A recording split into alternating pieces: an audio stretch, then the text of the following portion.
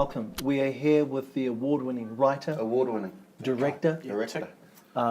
producer, Critically acclaimed. critically acclaimed Apparently presenter, Oscar Kightley, Aye. star of stage and screen. Kia ora. Welcome.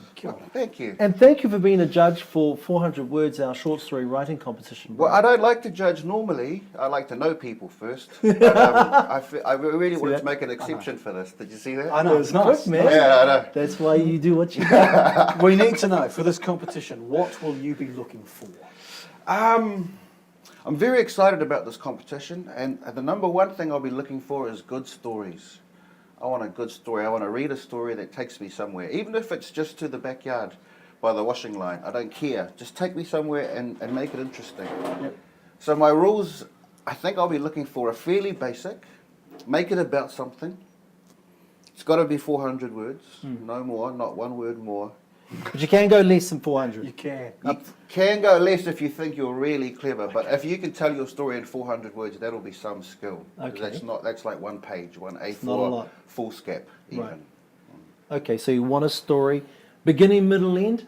A beginning and a middle and an end, but I don't mind if they start in the middle. Okay. So, what You know? kind of planning and preparation should be required? I always think, a lot of time thinking about it, but when you actually sit down to write it, get it done. So don't like write one sentence and then revisit it the next day. Spend a week doing nothing.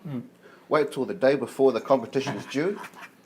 That's how he works. I was pointing actually at Pointing at you? Okay, maybe 2 days before. Okay, 3 days before. But it's very important to spend good thinking time, what I call the gestation phase of the idea. Oh. And that's when it just sits in there, it ruminates, the synapses are firing off. Did you like that? Yeah, It's a big word. A lot of big Yeah, words. I know. You can use big words. They Okay. all count as one.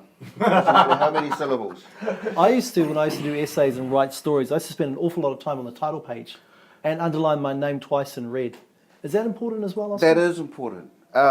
If you want to use half the page as the title page, actually, can you have title pages? I don't I'm think not so. sure. What a shame. Chucking a drawing That's anyway. what I spent all my time on. Title pages, underlining it twice, because just that second line is like really extra emphasis. It's like, whoa. If I look at a piece of paper, I'm like, hey, this dude's got their name underlined once, but this person twice. I'm like, whoa, this person's serious about making an impact. And a line doesn't count as a word either. No, So no. many lines as you like. Can we talk about characters? How important are the characters in the story? Are they well-formed? Oh, well, that's the wonderful thing about writing. There's so many styles you can do. You could choose first person, where you are the main character and everything's happening to you. So it's, I woke up one day and it was cool. Yeah. Or third person, which is, little Johnny woke up Sure. next to Sione going, hey, what the hell? So Yeah, you're right. observing.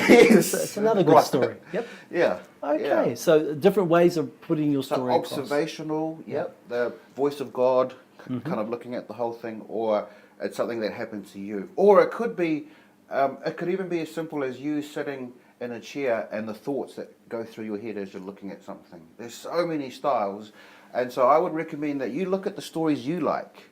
My favourite ever children's story is The Happy Prince by Oscar Wilde.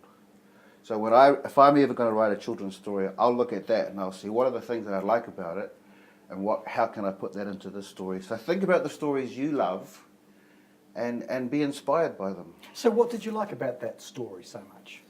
How can you not like it? You know the story, Robert? He doesn't read it, man. He doesn't read. Well, it's about a statue in this town and a sparrow and this unlikely friendship they form. And at the end, they both die.